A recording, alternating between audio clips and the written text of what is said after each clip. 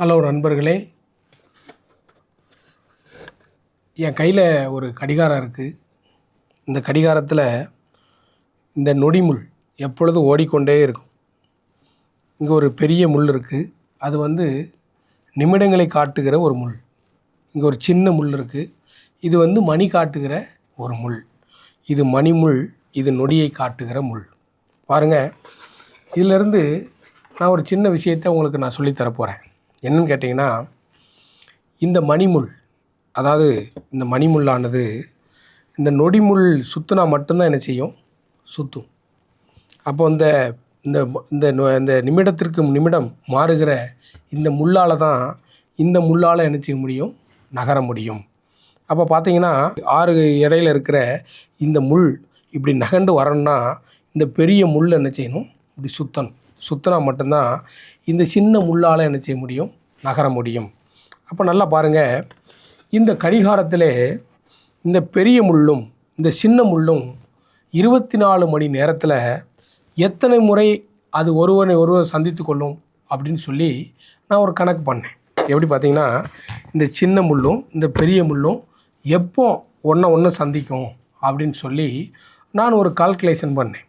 அது எப்படி சந்திக்கணும்னு கேட்டிங்கன்னா, கிட்டத்தட்ட 24 மணி நேரத்தில் 22 முறை இந்த சின்ன முள்ளும் இந்த பெரிய முள்ளும், அதாவது நான் செஞ்சு காமிக்கிறேன் பாருங்கள், இவை ஒருவர் சந்தித்தது போல் இருக்கிறது பார்த்தீங்களா? அப்போது இந்த விஷயத்துலேருந்து நான் உங்களுக்கு என்ன சொல்லித்தர போகிறேன் தெரியுமா? ஒரு நாளைக்கு 24 மணி நேரங்கள் உண்டு. 24 மணி நேரத்தில் நீங்கள் ஆண்டவரோடு கூட எவ்வளோ நேரம் நீங்கள் டைம் ஸ்பெண்ட் பண்ணுறீங்க? நல்லா யோசித்து பாருங்களேன். ஏதோ ஒரு 10 நிமிஷம், ஒரு 5 நிமிஷம் ஆண்டவர்கிட்ட முழங்கால் போட்டு எவ்வளோ நேரம் ஜெபம் பண்ணுறோம்? நம்முடைய ஜெப வாழ்க்கையை நம்ம கால்குலேஷன் பண்ணி பார்த்தா 24 மணி நேரத்தில் நம்ம ஜெபம் பண்ணுற நேரம் பார்த்திங்கன்னா மிகவும் சொற்பமான நேரம் தான். மணிக்கணக்காலாம் அப்படி ஜெபிக்கிற நேரம்லாம் இல்லை. இப்போ பாருங்கள், எல்லோரும் பிஸியாக என்ன செஞ்சுக்கிட்டு இருக்கோம்? ஓடிக்கிட்டே இருக்கும். கடிகாரமானது ஒரு பக்கம் ஓடிக்கிட்டே இருக்குது. மனிதர்கள் ஒரு பக்கம் என்ன செய்கிறாங்க? ஓடிக்கொண்டே இருக்கிறாங்க.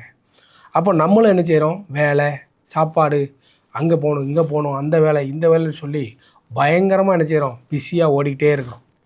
அப்போ பாருங்கள், காலங்கள் ஓடிக்கொண்டே இருக்கிறது, நேரங்களும் ஓடிக்கொண்டே இருக்கிறது. ஆனால் அந்த நேரங்களை கர்த்தருக்குன்னு எவ்வளோ நேரம் கொடுக்குறோம் அப்படிங்கிறத கொஞ்சம் யோசிக்கணுங்க.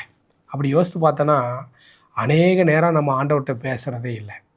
இந்த கடிகாரத்தை வைத்து ஆண்டவர் எனக்கு சொல்லி தந்தார், இந்த முள்கள் ஒவ்வொரு முறை தன்னை சந்திக்கும் போதெல்லாம் இந்த சின்ன முள்ளும் பெரிய முள்ளும் சந்திக்கிற அந்த சந்திப்புக்கு பேர் என்ன தெரியுமா? தேவனும் மனிதனும் ஒரு சந்திக்கிற ஒரு நேரமாக நான் பார்த்தேன். நானும் என் ஆண்டவரும் சந்திக்கிற ஒரு இடமாக நான் என்ன செய்கிறேன்? பார்க்குறேன். அப்போ பார்த்திங்கன்னா, ஒரு நாளைக்கு 22 முறை இவர்கள் சந்திக்கிறது. அப்போது நானும் ஒரு பிளான் பண்ணேன். எப்படி தெரியுமா? ஒரு 22 முறை ஆண்டவரை சந்திக்கணும். அப்போது நான் தூங்குகிற நேரம் ஒரு 8 மணி நேரம் அப்படி தானே வச்சுக்கலாமா?